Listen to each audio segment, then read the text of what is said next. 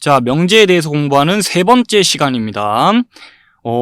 본격적인 얘기를 시작하기 전에 희소식 하나를 말씀드리자면, 이번 시간을 여러분들이 잘 견뎌준다면 아마도 요 다음 시간, 다다음 시간 등등은 조금 수월하게 공부를 할 수 있을 겁니다. 영상을 좀 마음 편히 시청한다긴 좀 그런데 좀 쉽게 그 영상을 보고 넘어갈 수 있을 거예요. 그래서 이번 시간을 잘 견뎌주셔야 되겠고, 이번 시간에 공부할 내용 띄워볼게요.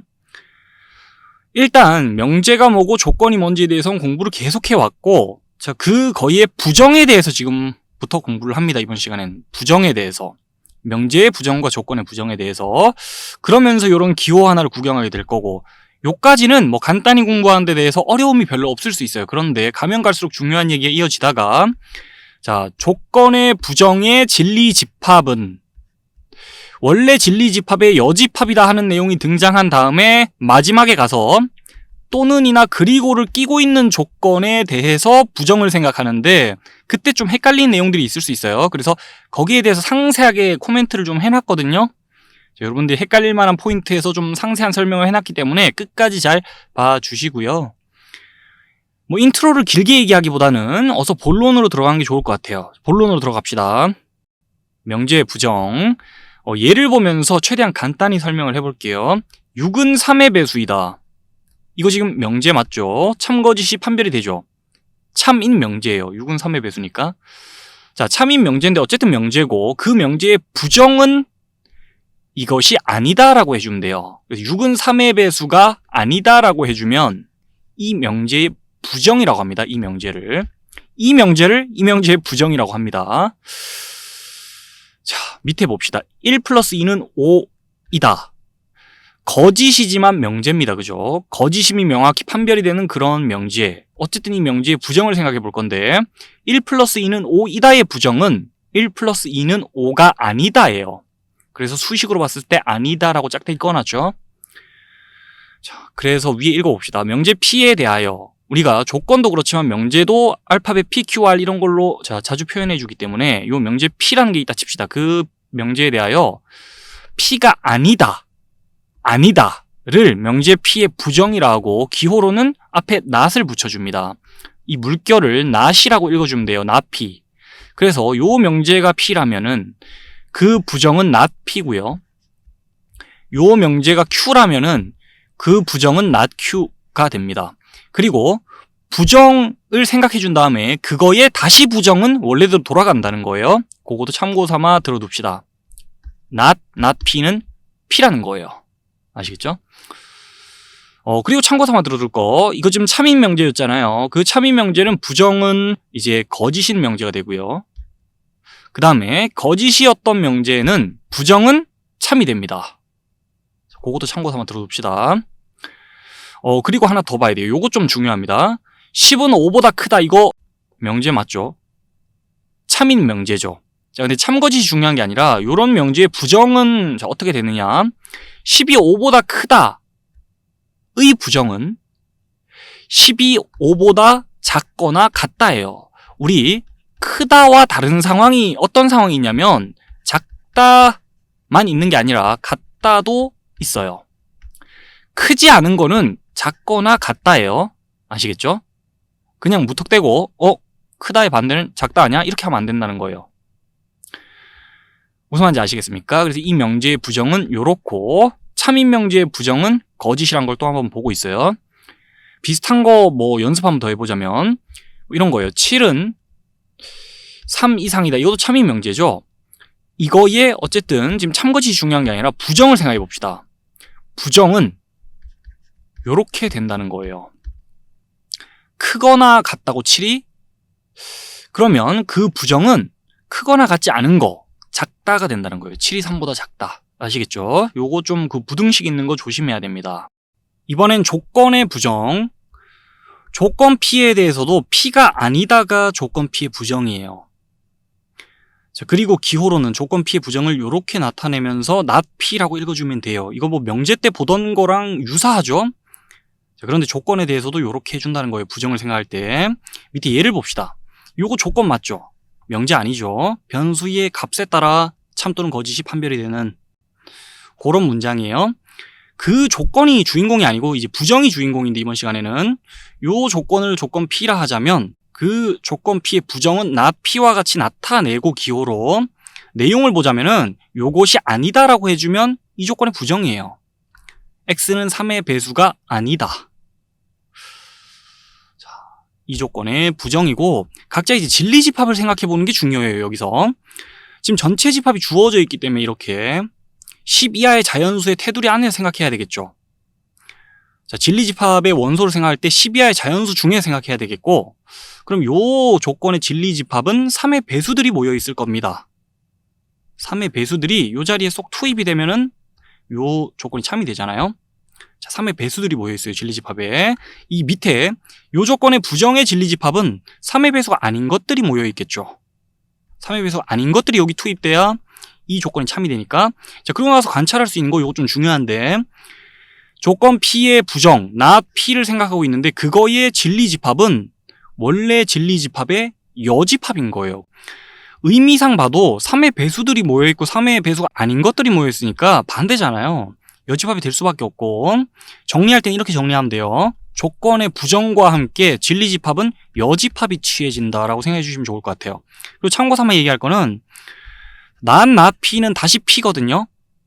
부정의 부정은 원래로 돌아가는데 진리집합도 부정의 부정이 되면서 여집합의 여집합이 취해지면서 원래로 돌아갑니다. 그까지 세트로 한번 참고삼아 봐두면 좋을 것 같아요. 마지막으로 볼 예가 조금 중요하기도 하지만 여러분들이 헷갈려하는 부분에 대한 예이기 때문에 끝까지 잘 봐주셔야겠어요. 실수 전체의 집합에서 다음 조건의 부정을 생각해 보자 그랬어요. 요 조건에 대한 부정을 생각할 건데, 이 조건도 사실은 하나, 두 개의 조건이 이어진 거거든요. x는 2보다 작다, x는 5보다 크다. 각자가 지금 조건이잖아요. 그 두 조건이 또는으로 이어져 있는데, 요런 전체 조건에 대한 부정은 결과적으로 이렇습니다. 결과를 먼저 띄워 놓을게요. 그리고 요거와 똑같은 표현도 띄워 놓을게요. 밑에다가 x는 2 이상이면서 x는 5 이하인 거니까 밑에 이렇게 표현할 수 있죠.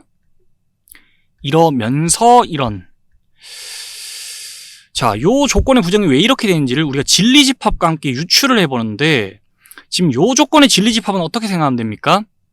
일단 수직선 위에다 진리집합을 표시하자면 이래요. 실수 전체의 집합의 부분 집합이어야 되겠죠. 우선은 진리집합이. 자, 여기에서 생각하자 그랬으니까. 그래서 실수 전체의 집합에서 여기에 해당하는 2는 뺐어요. 5도 뺐고 지금 여기에 해당하는, 여기 또는 여기에 해당하는 x값들이 다 모인 집합이 요 조건의 진리집합이에요.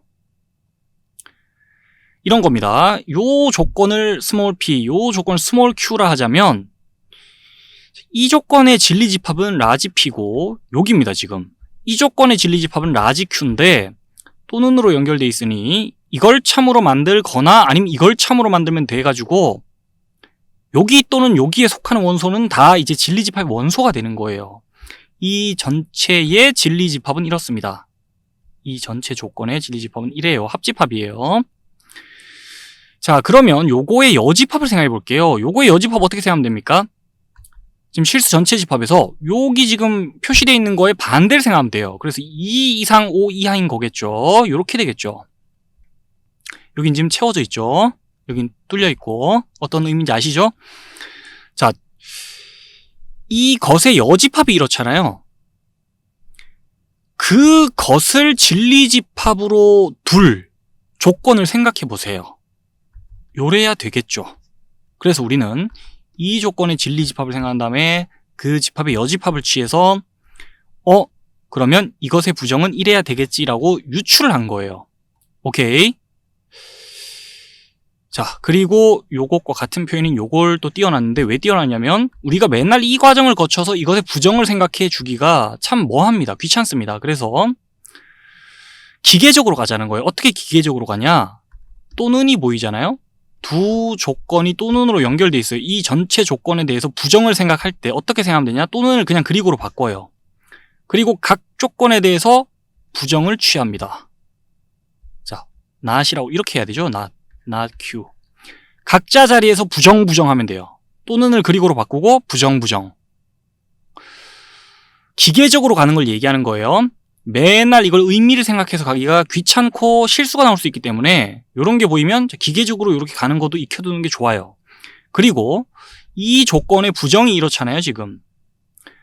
그 것의 부정은 다시 이렇게 될 거기 때문에 만약에 조건 P 그리고 조건 Q가 그리고로 연결돼 있잖아요. 그런 경우에는 부정을 생각할 때 어떻게 하면 되냐?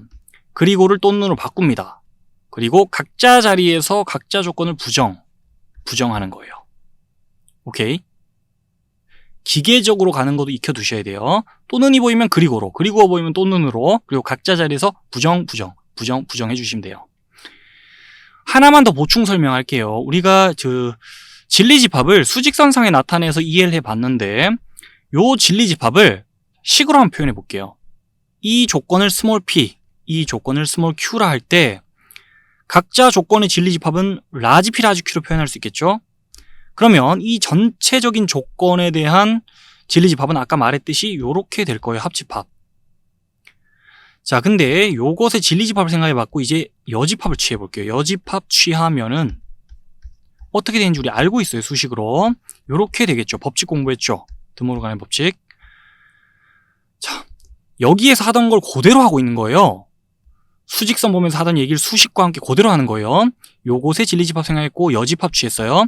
이거를 진리집합으로 두는 조건이 여기 위치해야 된다는 거예요. 그래서 이거의 부정은 이래야 될 겁니다. not P 그리고 not Q. 자, 진리집합이 이러려면은 조건이 이래야 돼요.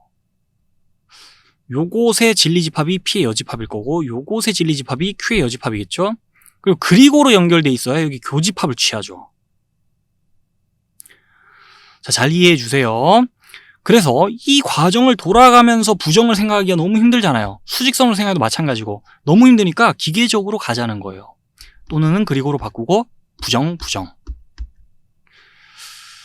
거꾸로 갈 때 마찬가지고 거꾸로 갈 때도 진리집합 생각하고 여집합 생각하고 그 다음에 이걸 진리집합으로 갖는 조건은 이래야겠지 라고 부정을 생각해 줄 수 있는데 이렇게 돌아가는 게 너무 힘들다니까요. 그래서 그리고를 또는으로 바꾸고 부정해주는 기계적인 루틴을 익혀두셔야 돼요.